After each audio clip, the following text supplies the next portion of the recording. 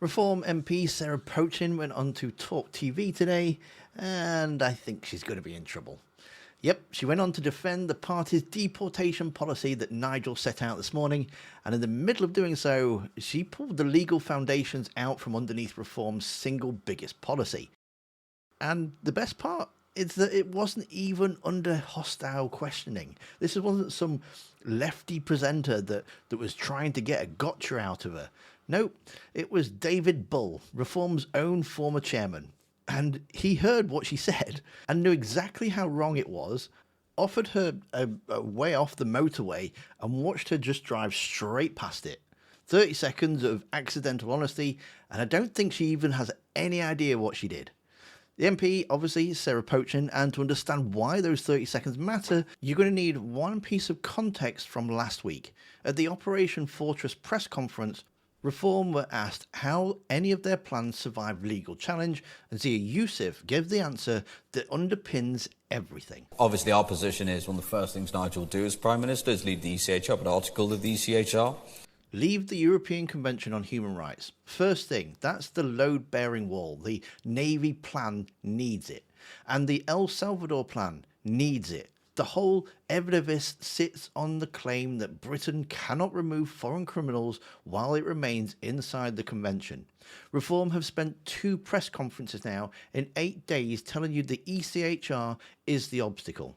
Enter Sarah Pochin, defending the deportation policy on a Reform-friendly channel. Everyone who has called this programme says these people should not be in British prisons and no one can understand why they are. And look, Sweden has done it successfully. Norway has done it. This is not the first time or the first time a country in Europe will have taken this sort of action. It's got nothing to do with the European Convention of Human Rights. These are criminals. They've broken the law. We do not need to be housing them in this country. Nothing to do with the ECHR. Brilliant. Now watch what Bull does here, because he's not some naive host. He chaired this party. He knows the flagship policy, what it rests on. So he does his best to try and save her. Is that right? So my understanding was it did rely on the ECHR. So you're saying it doesn't? See, that's the subtleness of it. That's the former chairman of Reform UK Limited gently informing Reform MP that her own party's position is. And, gently saying, walk it back, correct yourself now. And her response is, well, look, Norway have done it. And Sweden have done it. And I was reading an article only this morning about the Swedish situation. And no, if it's you can do it, and they are within the same jurisdiction as we are. Absolutely brilliant. Same jurisdiction as we are. Norway and Sweden are both members of the European Convention on Human Rights. And a Reform MP's considered position is that countries inside the ECHR are successfully removing foreign criminals right now, which means, by her own logic, Britain doesn't need to leave. And here's the really funny part. On the narrow point, she's actually right. Sweden runs 2 relevant schemes. The one in the news, probably the article that she's read, is the Estonia deal. Sweden has just started renting Tartu prison, and the first inmates flown out this month, up to 600 places. But that scheme deports nobody. Every prisoner is returned to Sweden before their sentence ends. Not one is released abroad. It's a prison space rental sort of thing, and Norway's version of it, renting a Dutch prison, worked the same way and closed in 2018.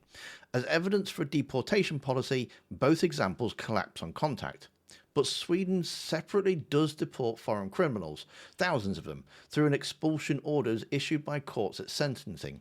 And from next month, their law tightens so that almost any conviction above a fine triggers expulsion as a default. All of it inside the ECHR.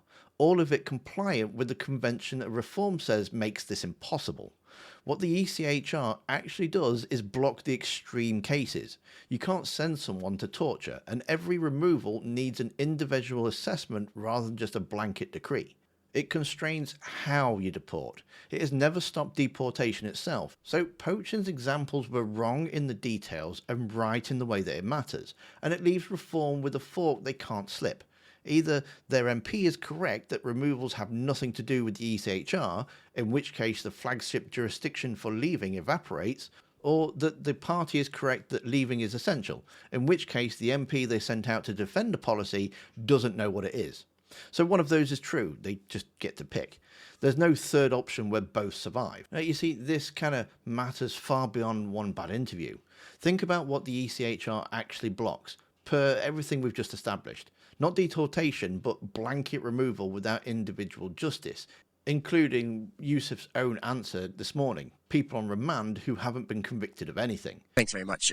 Just on the policy, help us understand the numbers a bit. You say 10,000 prisoners would, for the state would be reduced by, but around a third of those, I think, are on remand. So are you sending overseas people who haven't been convicted yet, or is that a bit of a hole in the numbers? Look, that's not the gotcha that you might think it is. The vast majority of those people end up being convicted. So in terms of the practical plan that we have laid out, it makes no difference.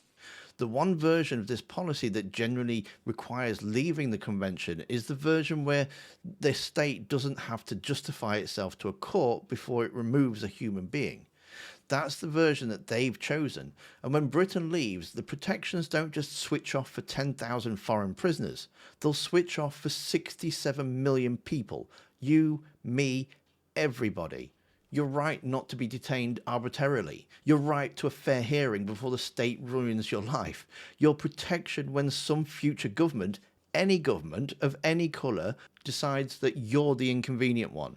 That's what's actually on the table, wrapped in a story about Albanian burglars. We've watched this film before. It's a genuine grievance and a simple villain. Take back control. And years later, everyone discovers what actually in the small print. This is the sequel, and the small print is your rights. Now, part of what I do here is try and give you the information so you can make informed decisions when you vote in. And if you like what I do, please hit the subscribe button if you haven't already. And the memberships are open if you like to support the channel that way too. And just before I let you get on with the rest of your day, just one more thing from this interview, briefly, because it deserves flagging and careful wording. Later on, Pochin states this. Look, this is another example. We've got an Afghan illegal immigrant. We know that the Afghans are 20% more likely to commit sexual offences and rape against white women than anybody else in the population. That's a fact. Now, at the end there, she stated that as a fact. She'd offered no source. And now, I can't find any official UK statistics that exist in that form. The Ministry of Justice and the ONS do not publish offending rates by nationality crossed with the ethnicity of victims. An elected MP asserted an unsourced racial crime statistic on Talk TV and then certified it as a fact herself. So yeah, just be careful with what they're actually telling you, because I couldn't find it. And so if you are on the fence about reform, just bear this in mind. Part of the party is asking you to leave the ECHR and give up your rights, whereas another part of the party has just pointed out it's not needed whatsoever. Somebody in the party is wrong about the single biggest thing they're asking the country to do, and until they tell us which one it is, maybe hold off betting your rights on the people who can't agree what they're for. And if you want to see why Nigel Farage's latest cunning plan, which probably involves a turnip and some pop-up prisons, well, you need to watch the video that's on screen now. Thanks for watching. Don't forget to hit that like button, and I'll see you next time.